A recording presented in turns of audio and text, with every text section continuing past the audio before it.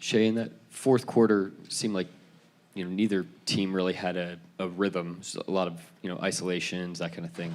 What's it like playing in those types of games there late, and what are some keys for you all if you get into those types of kind of in the mud games moving forward?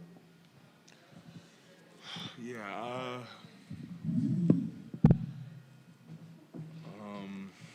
The game gets slower late game. Execution matters more.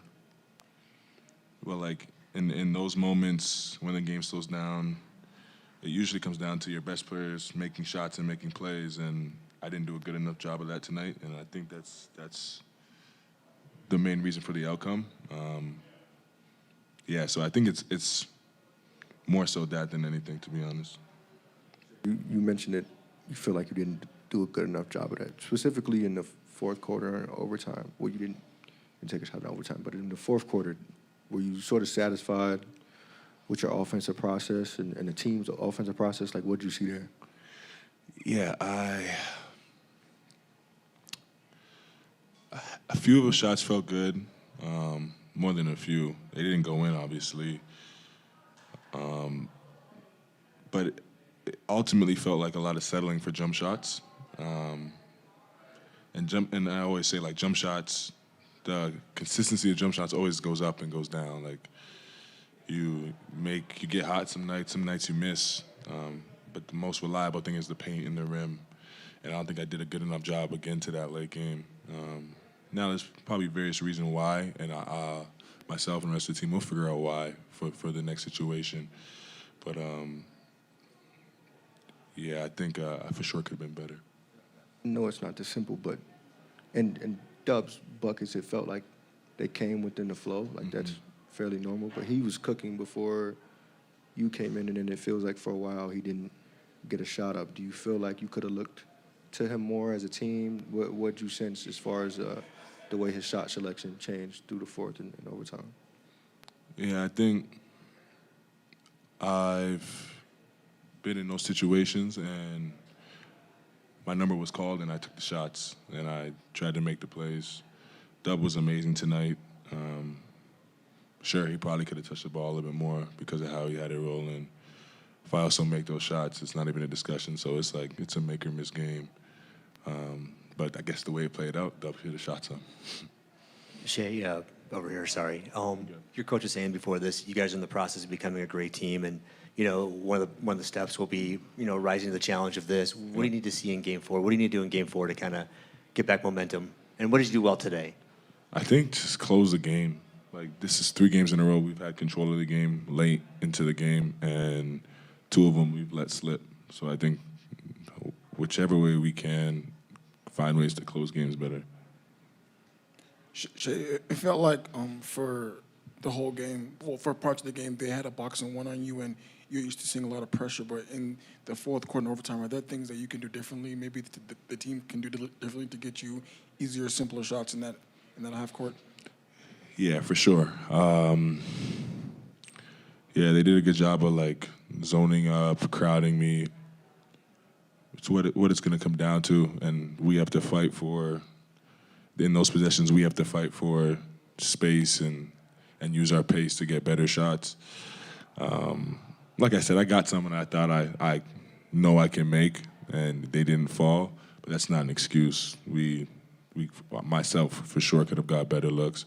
Now, what the answer to it is, I'm not sure, but that's what film's for, and we'll go back and look and try to be better for the next one. Shai, obviously the matchup between Lou and Jamal has been really physical all series. And in the locker room, Lou and Alex were both saying that they felt Jamal was a little bit more physical or aggressive just in coming off screens and getting into their body a little bit. What did you see from him tonight in terms of that aggressiveness that might have been different, and how different are they when he is that aggressive? I'm not too sure. Honestly, he's a good player. And when you play against good players, you want to make them uncomfortable. Now, we have great defenders. But yeah, I'm not too focused on that right now. But he's a good player, and when players are comfortable, it's not good, and you have to make them uncomfortable. But we have guys in the locker room that do that for a living and are the best in the league at it. So we should be good going forward. As you're walking off the floor, you had a big smile. What's going through your mind at that moment? Some fans were taunting me, and I know how the game goes. I know how life is. It's easy to taunt, and when you're up, and I don't ever want to show them that I'm defeated or mad or anything like that.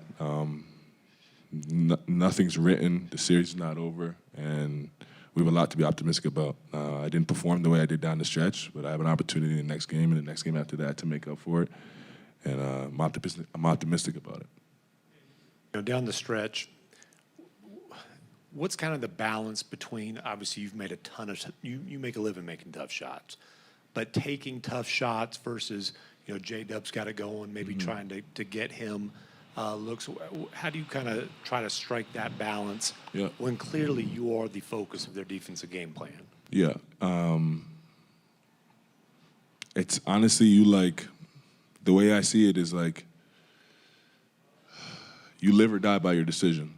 And tonight I died by my decision, and it just comes with the game. Like you said, I've been in a position and made tough shots and got a pat on the back after a game, and I'm willing to take it on the chest when I don't make the right play or miss the right shot or whatever it is.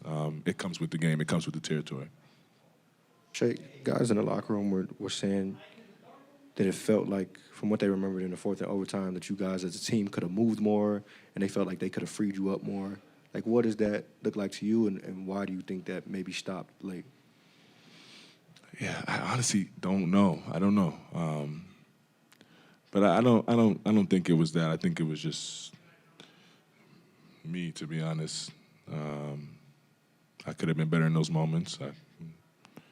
I know it's a make or miss game, but a lot of them should have been makes and misses. But it's the game of basketball, ups and downs. You can't.